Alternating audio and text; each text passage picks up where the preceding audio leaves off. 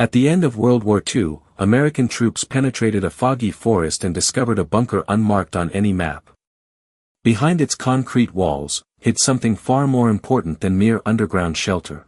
As they descended into it, a narrow, dark hallway greeted them. Dim lights flickered, while the sound of soldiers' footsteps echoed along the corridors, as if the facility had been long abandoned, or deliberately hidden. At the end of the hallway, they found a vast room filled with engines, rocket schematics, and V-2 components. This was the secret laboratory where the Nazis developed the world's first ballistic weapon, technology far ahead of its time. As the American army continued its search, a group of German scientists finally surrendered. They weren't soldiers, they were the architects behind the Nazi rocket program. And unwittingly, this surrender would open a new chapter in history, Operation Paperclip. Inside the cluttered room, the soldiers began gathering secret documents, rocket blueprints, experimental notes, and even research reports never seen by the outside world. Each piece of paper was a piece of the puzzle of Nazi war technology. The scientists who had previously been in hiding were now being escorted out. Their faces were pale, not from fear of the weapons, but from the uncertainty of the future. They knew their knowledge was both an asset and a threat to any nation that would possess it. The components of the V-2 rocket, the engine, fuel tanks, and control devices, were carefully removed. These items were not simply artifacts of wartime technology, but evidence of how far Germany had surpassed the engineering capabilities of its time. Outside the bunker, military trucks awaited.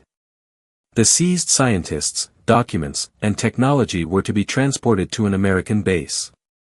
Unbeknownst to them, this trip was the first step in a covert operation that would change the course of history, the United States seizure of Germany's best brains.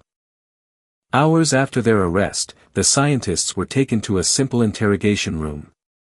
Under harsh lights, question after question was fired. The Americans wanted to know one thing: how far the Nazi rocket program had progressed.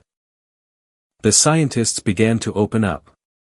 Blueprints, machine schematics, and even experimental notes were presented one by one.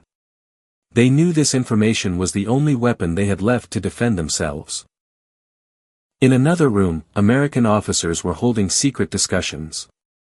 The information they had gathered was too valuable.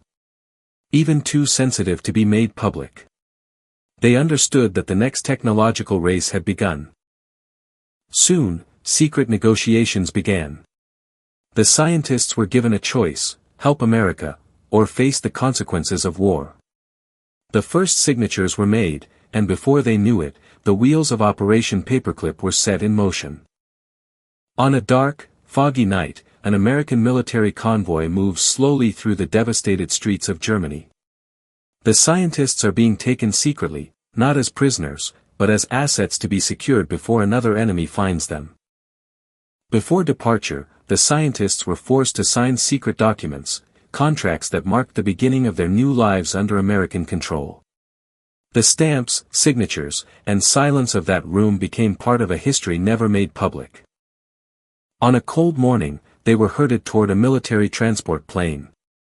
No explanation, no assurances. Just curt commands and footsteps echoing on the airstrip. Crossing the Atlantic Ocean, they sat in silence. No one knew what the future held. What was certain was that this journey would change the direction of technology and world power forever. Upon arrival in America, the scientists were taken to a remote air base.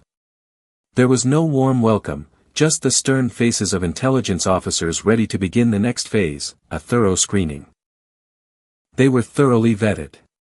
Identities were verified, backgrounds were double-checked. Each scientist had to prove they were of value to America, and not harboring dark secrets that could threaten the country. The interview began. Sharp questions were asked: what were they doing for the Nazis? How much did they know? And, were they willing to work for the Americans? No exceptions. After passing a lengthy process, they were placed in secret American military facilities. It was here that new technologies began to be developed, and a new chapter of the Cold War was about to begin. Behind America's success in capturing Germany's best scientists, a much darker secret lurks. Because in the next phase, Operation Paperclip morphed from simply rescuing scientists, into a project that would truly shape the direction of global warfare and space technology. Their journey isn't over, in fact, they're entering its most sensitive chapter yet. If you want to see the rest of this secret story, be sure to watch part 2, subscribe, and turn on notifications so you don't miss the next chapter.